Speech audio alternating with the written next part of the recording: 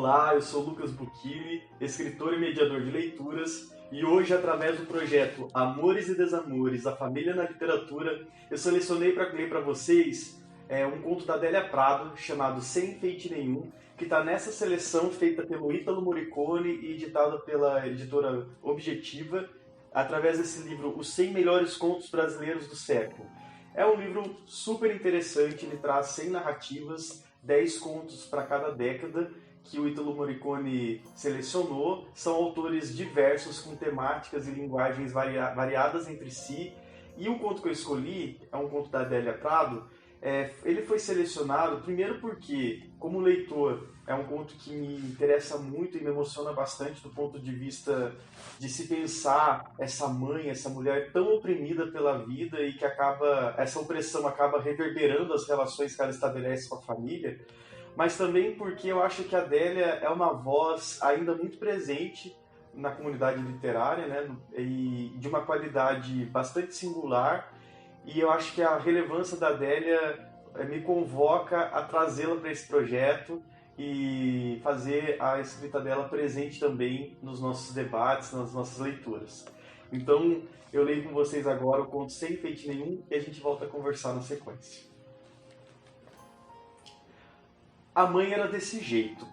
Só ia em missa das 5 por causa de os gatos no escuro serem pardos. Cinema? Só uma vez, quando passou Os Milagres do Padre Antônio em Urucânia. Desde aí, falava sempre, excitada nos olhos, apressada no cacuete dela de enrolar um cacho de cabelo. Se eu fosse lá, quem sabe? Sofria de palpitação e tonteira. Lembro dela caindo na beira do tanque, o vulto dobrado em arco, gente afobada em volta, cheiro de alcanfor. Quando comecei a empinar as blusas com o estofadinho dos peitos, o pai chegou para almoçar, estudando terreno, e anunciou com voz que fazia nessas ocasiões meio saliente. Companheiro meu tá vendendo um reloginho que é uma gracinha, pulseirinha de crom, danado de bom para do Carmo. Ela foi logo emendando. Tristeza, relógio de pulso e vestido de bolero. Nem bolero ela falou direito de tanta antipatia. Foi água na fervura minha e do pai. Vivia repetindo que era graças a Deus se a gente fosse tudo para um convento. E várias vezes por dia era isso. Meu Jesus, misericórdia. A senhora tá triste, mãe? Eu falava. Não, tô só pedindo a Deus para ter dó de nós. Tinha muito medo da morte repentina, e para se livrar dela, fazia as 9 primeiras sexta-feiras emendadas. De defunto não tinha medo, só de gente viva, conforme dizia. Agora, da perdição eterna, tinha horror, para ela e para os outros. Quando a Ricardina começou a morrer, no beco atrás da nossa casa, ela me chamou com a voz alterada.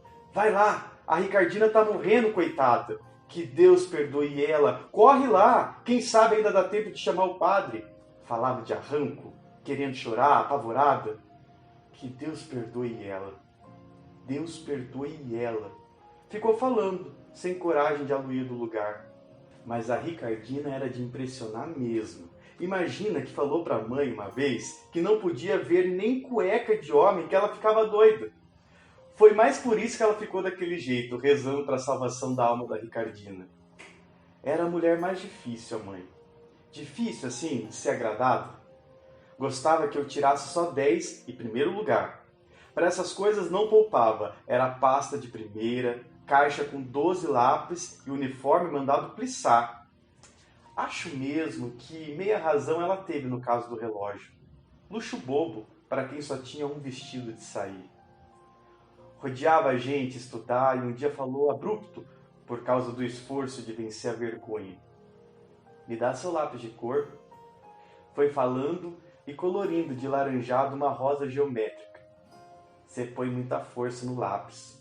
Se eu tivesse seu tempo, ninguém na escola me passava. Inteligência não te falta. O que te falta é estudar. Por exemplo, falar você em vez de ser. É tão mais bonito, é só acostumar.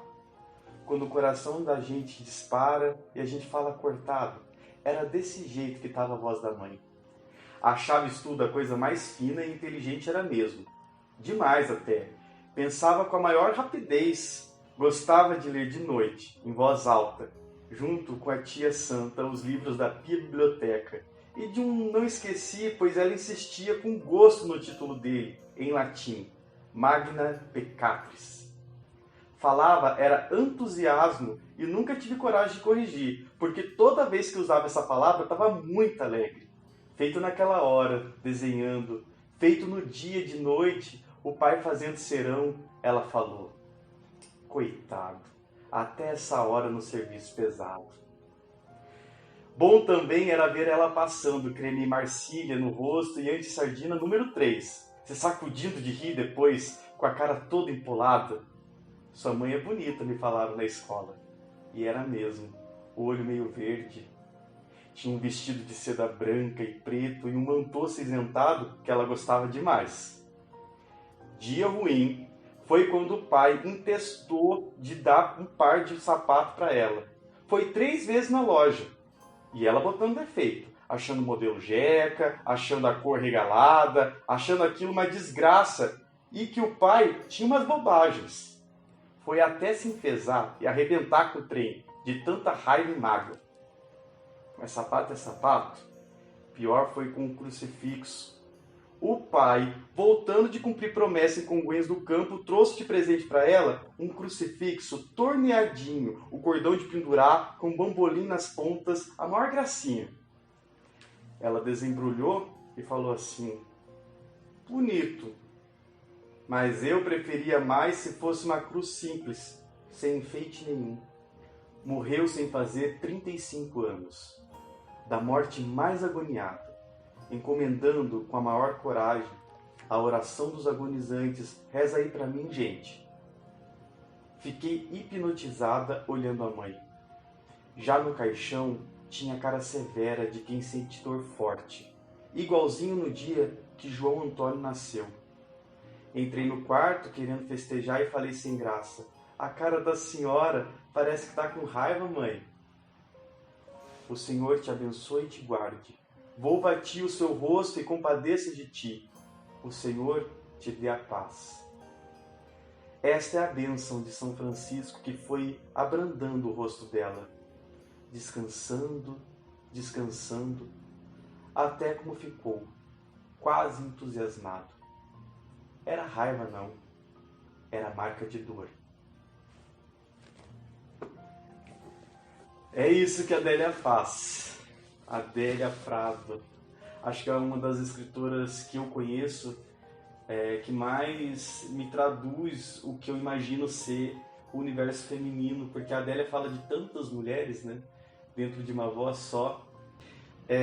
Eu gosto muito do que a Adélia faz nesse ponto, porque ela traz para mim a imagem dessa mãe tão reprimida, tão cercada de renúncias, e que não necessariamente são renúncias impostas pelas pessoas daquela casa, porque, ao contrário, o marido, inclusive, tenta agradá-la com frequência, a filha tenta, o máximo que ela pode, consegue atender essas expectativas de ser uma boa aluna, uma boa filha, de se vestir bem, de se comportar bem.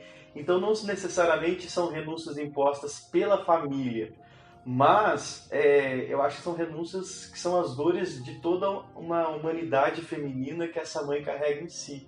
É uma mulher que carrega as dores de todas as mulheres que vieram, que antecederam a vida dela, né?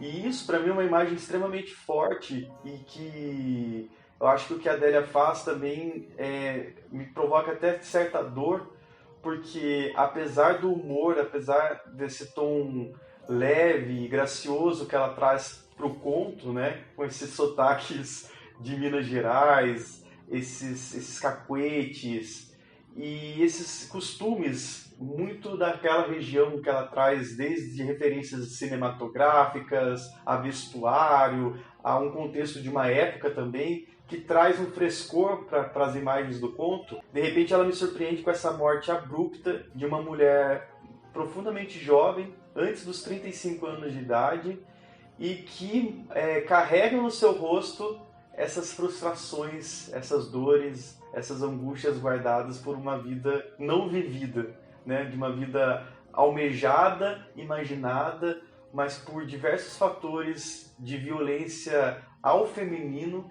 essa vida foi renunciada, né? E essa filha entende, essa filha reconhece que a mãe carrega para dentro do caixão todas essas renúncias, assim. Então, para mim é um conto muito sensível. Gosto muito de ler esse conto em escolas.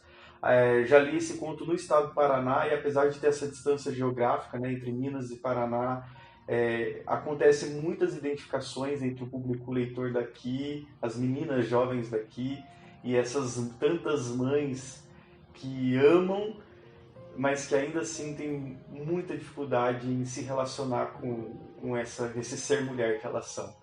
Então é isso. Quem quiser conhecer mais sobre a Adélia tem uma obra vasta, inclusive tem edições já existentes com a obra completa dela, mas também tem nos 100 Melhores Contos Brasileiros do Século, uma edição da editora Objetiva, e eu deixo o convite para vocês. Boa leitura!